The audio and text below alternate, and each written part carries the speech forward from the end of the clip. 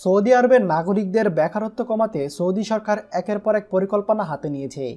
আর এইসব পরিকল্পনার বেড়াজালে আটকে পড়ে বিপাকে পড়েছে সৌদি আরবের প্রবাসীগণ।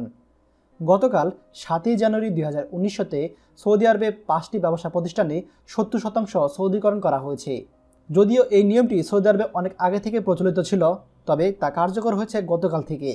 নতুন এই নিয়মের ফলে সৌদি আরবে এই 5 রকমের ব্যবসা প্রতিষ্ঠানে প্রবাসীরা আর কাজ করতে পারবে না।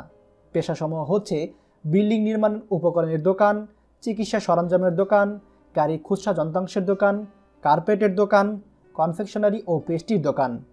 সৌদি আরবে জাওজাত হতে ইতিমধ্যে ওই 5 রকমের ব্যবসা প্রতিষ্ঠানগুলোতে অভিযান চালানো শুরু হয়েছে।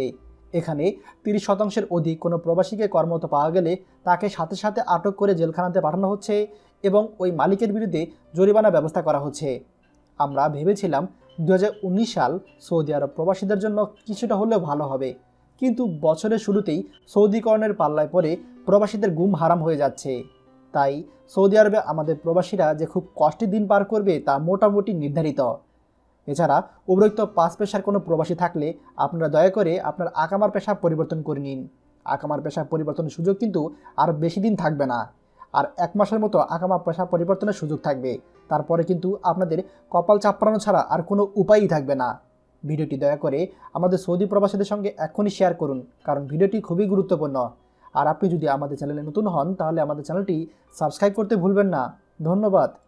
বাংলাদেশের প্রথম প্রবাসী নির্ভর ভেরিফাইড ইউটিউব চ্যানেল TJN24। তাই দেরি কিসের, এখনই আমাদেরকে সাবস্ক্রাইব করুন।